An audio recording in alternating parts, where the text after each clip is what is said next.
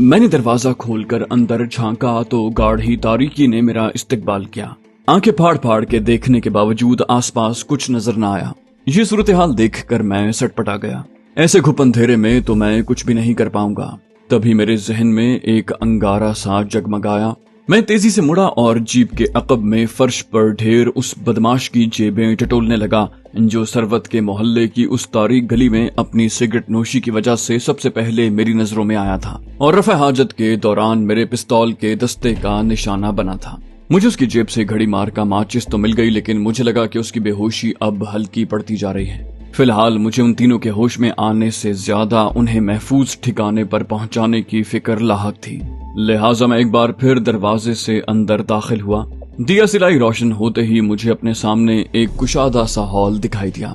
मेरे अंदाजे के मुताबिक वो अदालती कमरा था। सामने मुंसिफ की आलीशान बुलंदबाला डेस्क थी, साथ ही मातहत अदालती ओहदेदारों की नशिस्तें थीं। मैंने वहां का मजीद जायजा बाद के लिए मुलतवी करके दूसरी दिया सिलाई की रोशनी में बरक़ी कुमकुमों की बटन की तलाश में नजरें दौड़ाई। चंद ही लम्हों के बाद अदालती कमरे का मरकजी कुमकुमा रोशन हो चुका था। तभी मेरी नजरों ने वो बड़ा सा दरवाजा देख लिया जो मुंसिफ के दफ्तर का ही हो सकता था। मेरा दिल धड़का। क्या वहां मेरी वो मतलूबा सहूलत दस्तयाब होगी जिसकी खातिर मैंने कुफल शिकनी की दोहरी कार्रवाई का ये बखेड़ा मोल लिया था और अदालती इमारत में आन धमका था। मैं बेताब कदमों के साथ आगे बढ़ा। मेरी खुशकिस्मती के इस मर्तबा किसी कुफल ने मेरा रास्ता नहीं रोका। मैं दरवाजे के पट धकेल कर अंदर दाखिल हुआ। हॉल कमरे से पहुंचने वाली रोशनी महदूद होने के बावजूद मुझे मालूम हो गया कि मेरा अंदाजा दुरुस्त है। अलबत्ता बिजली के बटन ढूंढने के लिए मुझे एक बार फिर दिया सिलाई का सहारा लेना पड़ा। चंद ही लम्हों में सादा से फर्नीचर से सजा एक कमरा मेरी नजरों के सामने था। एक बड़ी सी मेज के अकब में रखी आरामदेह कुर्सी, सामने बेद की कुर्सियों की छोटी सी कतार, दीवार के साथ बिछी एक सेठी जो हस्बे जरूरत इस्तराहत के लिए भी इस्तेमाल की जाती होगी। ताहम मेरी तवज्जो मेज पर रखे स्याह टेलीफोन पर मरकूज होकर रह गई थी। मैंने खुद को सब्र तहम्मुल की तलकीन की। अभी तस्दीक बाकी थी कि वो टेलीफोन कारआमद भी था या नुमाइशी। ताहम कान से लगाने पर कॉल टोन की मीठी सी टोन सुनकर मेरा दिल खुशी से नाच उठा, साथ ही जहनी तनाव रफा हो गया। अब मैं इत्मीनान से अपनी बकिया कार्रवाई को अमली जामा पहना सकता था। अगले चंद मिनट खासी मुशक्कत में गुजरे। मैंने पहले आशीष और फिर उसके बाकी दोनों साथियों की बेहोशी की तस्दीक की और फिर उन्हें बारी बारी कुछ दूर शाने पर उठाकर और कुछ दूर घसीट कर मुंसिफ की हाकिमाना शान वाली डेस्क के अकब में डाल दिया। उसके बाद मैं जीप ड्योड़ी के आखिर में तारीकी में खड़ी करके वापस आया और अदालती कमरे का दरवाजा बंद करके अंदर से चटखनियां चढ़ा दी। मैं इत्मीनान का सांस ले सकता था कि अब कोई मेरे ताक़ुब में यहाँ नहीं पहुँच सकता। मुझे वहीं मुंसिफ के कमरे में एक साफ सुथरी चिकनी सुराही में पानी मिल गया। शराब होने के बाद मैं सरवत के मोहल्ले की तारीक गली में आशीष की बगल में जीप की पैसेंजर सीट पर बराजमान मिलने वाले उस बदमाश को घसीट कर कमरे में ले आया जिसने अपना तारुफ एक राम सेवक की हैसियत से करवाया था और मुझे सरवत समेत मोहल्ले के मुसलमानों के कत्ल गारत के इरादों से आगाह किया था। रोशनी में बगौर जायजा लेने के बाद मुझे अपना अंदाजा दुरुस्त लगा कि वो ज्यादा से ज्यादा 1.5-2 घंटे में पूरी तरह होश में आ जाएगा। बाकी दोनों की हालत उसके मुकाबले में मुझे कुछ दिगरगूं लगी, ताहम मुझे उनकी कोई खास परवाह भी नहीं थी। कदरे तवक्कुफ के बाद मैंने लोडेड पिस्तौल दाएं हाथ में थामा और बाएं हाथ से गिलास भर पानी का जोरदार छपका अपने शिकार के मुंह पर मारा। ठंडा स्याल चेहरे से टकराने से उसके आसाब झुंझुना कर कुछ बेदार हुए। ताहम उसके होश बहाल करने के लिए मुझे एक बार फिर उसके चेहरे पर पानी का गिलास खाली करना पड़ा। उसने पहले दोनों आंखों को मसला, फिर उसका दायां हाथ खुद ब खुद खोपड़ी पर उभरे गोमड़े की तरफ उठ गया और साथ ही हलक से करबनाक करा खारिज हुई। मैंने उसे आसाबी झटका पहुंचाने के लिए बुलंद आवाज और गंभीर लहजे में मुखातिब किया, क्या हाल है राम सेवक जी, खोपड़ी टूट गई क्या? उसने चौंक कर मेरी तरफ देखा। उसके साथ ही उसके चेहरे पर जलजले के से आसार पैदा हुए। खोपड़ी के जिक्र के साथ मेरी आवाज की मुताबिकत ने उसकी यादाश्त पर जर्ब लगाई। अलबत्ता उसका देखने का अंदाज बता रहा था कि मेरा चेहरा उसके लिए अजनबी है। जाहिर है उसे अंधेरे में मेरी शक्ल अच्छी तरह देखने का मौका कहाँ मिला था, लेकिन फिर उसकी नजर मेरे चेहरे से हटकर पिस्तौल पर जम गई। साथ ही मैंने उसकी आंखों में खौफ उतरते देखा। बिलाखिर उसने अपनी हिम्मत यकजा करते हुए वही सवालात कुछ इजाफे के साथ दोहराए जो उसने जीप में पूछे थे। कौन हो तुम, क्या चाहते हो, ये मुझे कहाँ ले आए हो? मैंने अपना पिस्तौल उसके किसी अचानक हमले की जद से बाहर रखते हुए कहकहा लगाया, कहा मैं कौन हूँ और क्या चाहता हूँ ये तो तुम्हें थोड़ी देर में पता चल जाएगा। हाँ, तुम्हारी तसल्ली के लिए इतना बता दूं कि आशीष और उस दूसरे चमचे को भी मैं साथ लाया हूँ।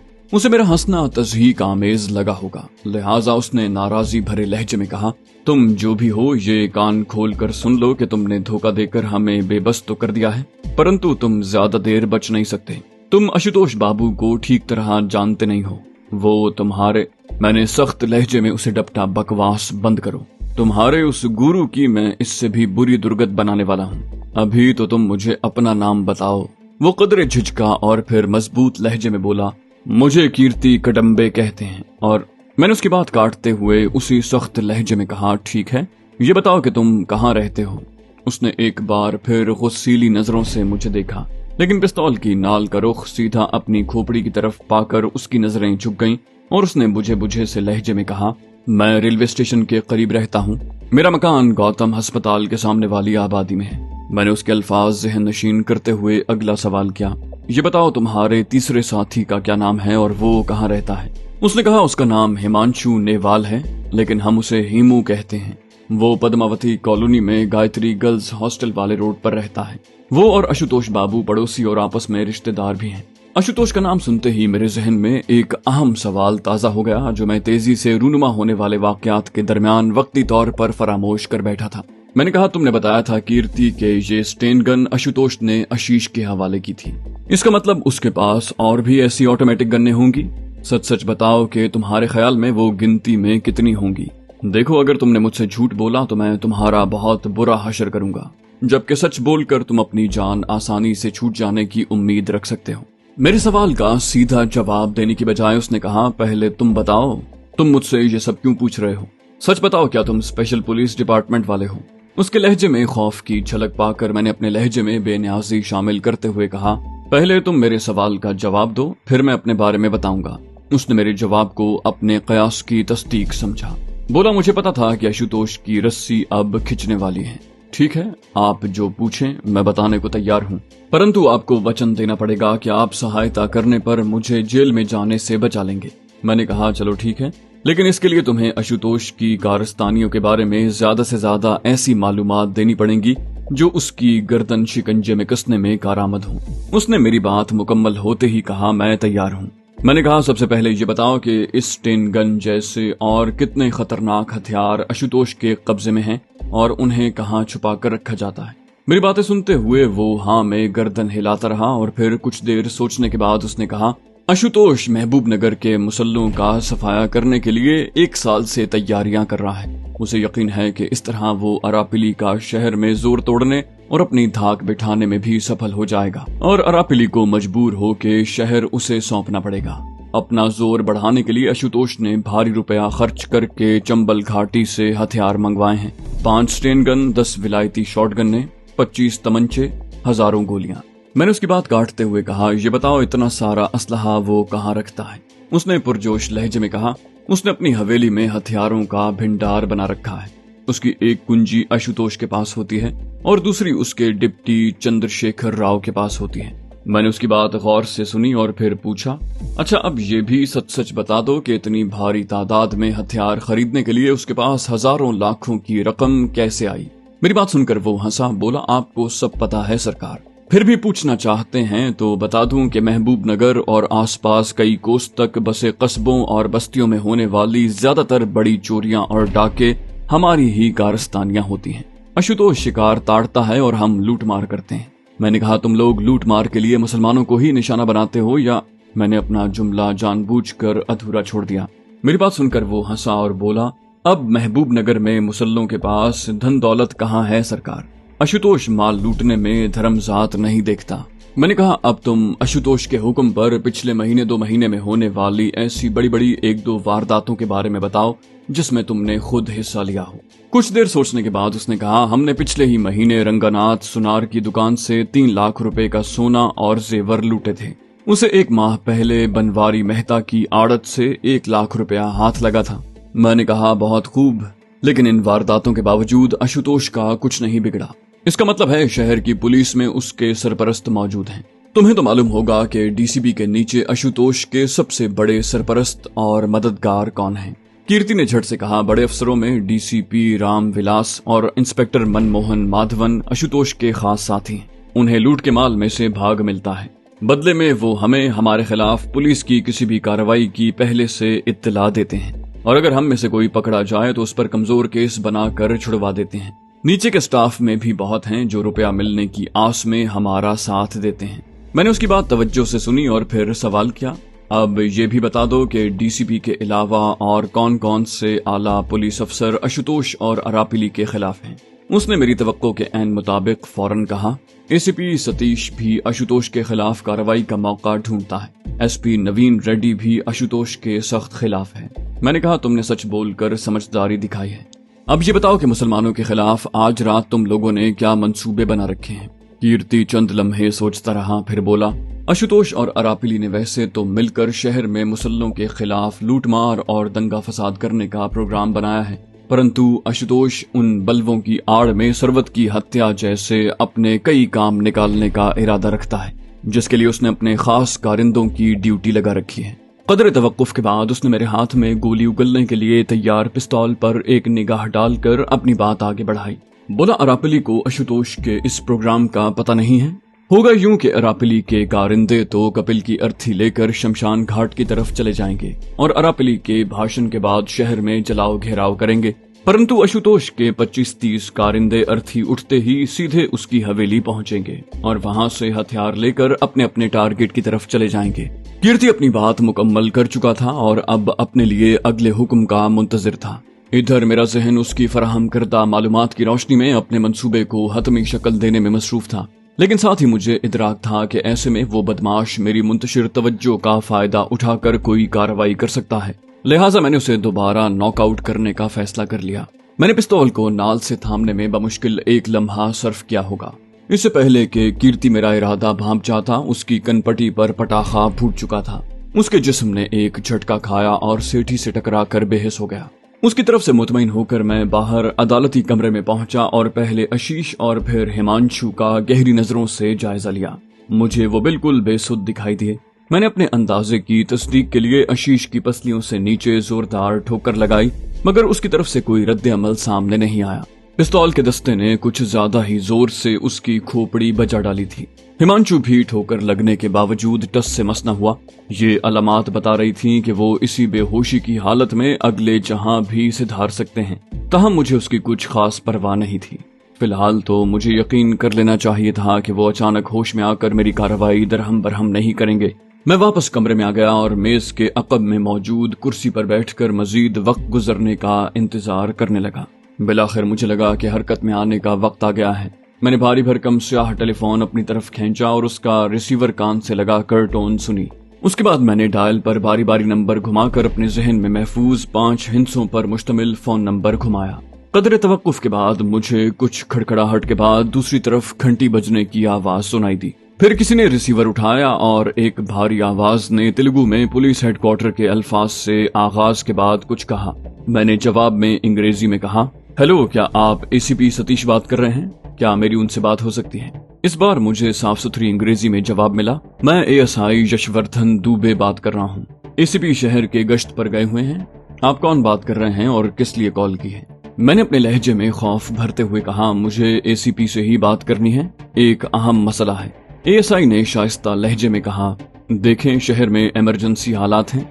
एसीपी साहब इसी सिलसिले में अस्पताल गए हुए हैं। आपको जो बताना है मुझे बता दें, आपका पैगाम एसीपी साहब तक पहुंच जाएगा। मैंने उसकी बात नजरअंदाज करते हुए कहा, अच्छा ये बताइए कि क्या एसपी नवीन रेड्डी से मेरी बात करवा सकते हैं आप? उन्हें कहें कि मेरे पास एक बहुत अहम इत्तला है। एएसआई ने अपने लहजे की झुंझुलाहट छुपाने की हर मुमकिन कोशिश करते हुए कहा, एसपी साहब भी शहर के गश्त पर हैं। अगर आपको मुझ पर एतमाद नहीं है तो बाद में दोबारा कॉल कर लें या फिर मुझे अपना फोन नंबर लिखवा दें। साहब लोग वापस आकर आपको कॉल कर लेंगे। मैंने संजीदा लहजे में कहा, मैं एक बार फिर अर्ज कर रहा हूँ, मुझे अरापिली के कत्ल के सिलसिले में सिर्फ उन्हीं दोनों अफसरों से फौरन बात करनी है। प्लीज आप उनको वायरलेस के जरिए पैगाम भिजवा दें। उनसे कह दें कि अगर देर हो गई तो कातिल बच निकलने में कामयाब हो जाएगा। मुझे लगा कि मेरे अल्फाज एएसआई के आसाब पर बिजली बनकर गिरे हैं। उसे खुद को संभालने में कुछ वक्त लगा। बिलाखिर वो बोला तो उसके लहजे में लड़खड़ाहट थी। बोला, मिस्टर, क्या वाकई तुम्हारे पास अरापिली के कातिल के बारे में मालूमात हैं? इससे पहले कि वो मजीद कुछ कहता, मैंने टपटने के अंदाज में कहा, आप बहुत कीमती वक्त जाया कर रहे हैं एएसआई यशवर्धन। आप फौरन वायरलेस के जरिए एसीपी या एसपी तक मेरा पैगाम पहुंचाएं, वरना आपके लिए बहुत बड़ा मसला पैदा हो सकता है। मैं आधे घंटे के बाद दोबारा कॉल करूंगा। वो मजीद कुछ कहना चाहता था, लेकिन मैंने मौका न दिया। मुझे यकीन था कि जो कुछ उसके इल्म में आया वो उसके वजूद में बिजलियां भर देगा और चाहे उसे खुद जाकर ढूंढना पड़े, वो एसीपी सतीश को खींच कर दफ्तर ले आएगा। आइंदा 30 मिनट मैंने खासे इज़्तिराब में गुजारे। दरमियान में कई बार दिल चाहा कि नंबर डायल करके पता करूं कि एसीपी सतीश दफ्तर पहुंचा या नहीं, लेकिन मैंने खुद को काबू में रखा। ठीक आधे घंटे के बाद मैंने एक बार फिर नंबर डायल किया। पहली घंटी बजते ही फोन उठा लिया गया और किसी ने भारी लहजे और नफीस अंग्रेजी में कहा, मैं एसीपी सतीश बात कर रहा हूँ। फरमाइए, आप अरापिली और अरविंद के कत्ल के बारे में क्या मालूमात फराहम कर सकते हैं? मैंने हिंदी में कहा, मैं उन दोनों की हत्या करने और करने वालों की बाबत सब कुछ जानता हूँ एसीपी जी, परंतु मेरी अपनी जान गंभीर खतरे में है। वचन दें कि मेरी बात सुनने के बाद आप मुझे बचाने के लिए भी तुरंत अपने बंदे भेजेंगे। वो ये सुनकर चौंका। बोला, ओ ठीक है, मैं वचन देता हूँ। आप सबसे पहले अपना नाम बताएं और ये भी बताएं कि अपनी फोर्स को कहाँ भेजूं। मैंने अपने लहजे में कुछ घबराहट लाते हुए कहा, मैं आखिर में बताऊंगा कि मैं कहाँ हूँ, परंतु मेरी ये बात ध्यान से सुन लें। मैं आपको जो कुछ बताऊंगा उसका एक अक्षर भी डीएसपी रामविलास और इंस्पेक्टर मनमोहन माधवन के कानों में नहीं पड़ना चाहिए। मेरी बात सुनकर वो चौंका। बोला, आप ये शर्त क्यों लगा रहे हैं? मैंने गंभीर लहजे में कहा, इसलिए कि ये बात उन्हें पता चल गई तो मेरा जीवन खत्म हो जाएगा और आप कभी अरापिली और अरविंद की हत्या का भेद नहीं खोल सकेंगे। मेरी बात सुनकर एसीपी सतीश ने मुस्तरिब लहजे में कहा, ये आप क्या कह रहे हैं? वो दोनों हमारे सीनियर ऑफिसर्स हैं, उनका कातिलों से क्या संबंध हो सकता है? मैंने मजबूत लहजे में कहा, सिर्फ संबंध नहीं एसीपी साहब, ये दोनों और दूसरे कई पुलिस वाले कातिल के साथी हैं और उन्हें लूट के माल से हिस्सा मिलता है। मेरी बात सुनकर वो एक बार फिर चौंका। बोला, तुम जानते हो कितना संगीन इल्जाम लगा रहे हो? मैंने कहा, ये इल्जाम नहीं सच है और मैं ये सब इसलिए जानता हूँ कि मैं उन्हें खुद घूस की भारी राशि पहुंचा चुका हूँ। उसने सख्त लहजे में कहा, इसका मतलब है तुम खुद भी मुजरिम और कातिल के साथी हो। मैंने अपने लहजे में बेचारगी लाते हुए कहा, जी साहब, और इसीलिए कह रहा हूँ कि मैं असल हथियारों को पकड़वा सकता हूँ, परंतु आप मेरी ही छानबीन में लग गए। उसने मेरा आखिरी जुमला नजरअंदाज करके कहा, तुमने असल हथियारे कहा, इसका क्या मतलब है? मैंने संजीदगी से कहा, इसका मतलब ये है कि अरापिली और अरविंद की हत्या करने वालों ने ये काम किसी के ऑर्डर पर किया है। असल हथियारा तो वही ऑर्डर देने वाला हुआ ना। एसीपी सतीश ने कहा, आप ठीक कह रहे हैं, परंतु मैं कैसे मान लूं कि आपकी ये बात सच है? मैंने अपने लहजे में मसनूई झुंझलाहट के साथ कहा, कमाल है एसीपी साहब, ऐसा लग रहा है आपको इतना भयानक अपराध करने वाले का नाम जानने से कोई दिलचस्पी नहीं। उसने गंभीर लहजे में कहा, बहुत दिलचस्पी है, परंतु मेरी ट्रेनिंग के मुताबिक मुझे पहले ये यकीन पक्का करना है कि मुझे कोई जानकारी देने वाले पर मैं भरोसा कर भी सकता हूँ, उसके बाद ही उसकी बात की सच्चाई पर गौर किया जा सकता है। आपने तो अभी तक अपना नाम नहीं बताया, कातिल का नाम तो मैं बाद में आपसे पूछूंगा। मैंने मुस्तरिब लहजे में कहा, देखें एसीपी सतीश, आप बाल की खाल निकालने में बहुत अनमोल वक्त बर्बाद कर रहे हैं। चलो मैं खुद सब कुछ बता देता हूँ। मेरा नाम कीर्ति कडम्बे है और मैं ये सब कुछ इसलिए जानता हूँ कि मैं अरापिली और अरविंद की हत्या करने के लिए भेजे गए 3 बंदों में से एक हूँ। उन दोनों को मेरी आंखों के सामने गोलियों से छलनी किया गया है। हथियारे जिस जीप में कपिल के क्रियाक्रम की जगह गए थे उसे मैं ही चलाकर वहां ले गया था। मैं आशा करता हूं कि अब आपको मेरी बातों की सच्चाई का यकीन आ गया होगा। मेरी तवक्को के ऐन मुताबिक इन अल्फाज ने पुलिस अफसर को हिलाकर रख दिया, ताहम उसने अपने औसान बहाल करने में ज्यादा देर न लगाई। उसने संजीदा लहजे में कहा, तुम जानते हो ये सब कहकर तुम इस अपराध में हिस्सेदार होने का इकरार कर रहे हो? मैंने कहा, मुझे अच्छी तरह पता है और मैंने खूब सोच समझकर आपको फोन किया है। मुझे पता है कि मुझे इस अपराध में हिस्सेदार होने पर सजा हो सकती है, परंतु मुझे ये भी पता है कि मौत मेरा पीछा कर रही है और इस शहर में इस वक्त आपके सिवा कोई मुझे मरने से नहीं बचा सकता। मैं अपना जीवन बचाने के लिए आपको सब कुछ सच बता रहा हूँ, परंतु मुझे पता है कि मेरे पास ज्यादा समय नहीं है। हथियारों की टोली मुझे ढूंढ रही है और आखिरकार वो मुझ तक पहुंच ही जाएंगे। मेरी बात सुनकर उसने मुस्तरिब लहजे में कहा, क्या नाम बताया तुमने? कीर्ति। जल्दी जल्दी बताओ तुम इस वक्त कहाँ हो और वो बदमाश कौन है जो तुम्हें कत्ल करने के लिए ढूंढ रहे हैं? मैंने कहा, बताता हूँ सरकार। परंतु उनके नाम बताने से पहले मुझे सारी बात तफसील से आपको बतानी पड़ेगी, वरना आपको मेरी बताई हुई बातों का यकीन नहीं आएगा। ये समझ लें कि मैं मजबूर हूँ कि ये सब आपको बता रहा हूँ। वो मेरे दोनों साथी आशीष और हिमांशु को मार चुके हैं और मेरे भाग अच्छे न होते और मुझे भागने का मौका न मिलता तो मेरे साथियों की तरह मेरी लाश भी सड़क किनारे पड़ी होती। मुझे इस अंजाम से बचने के लिए आपकी सहायता मांगनी पड़ी। एसीपी सतीश ने कहा, कीर्ति, जो कुछ तुम बता रहे हो वो बहुत भयानक है।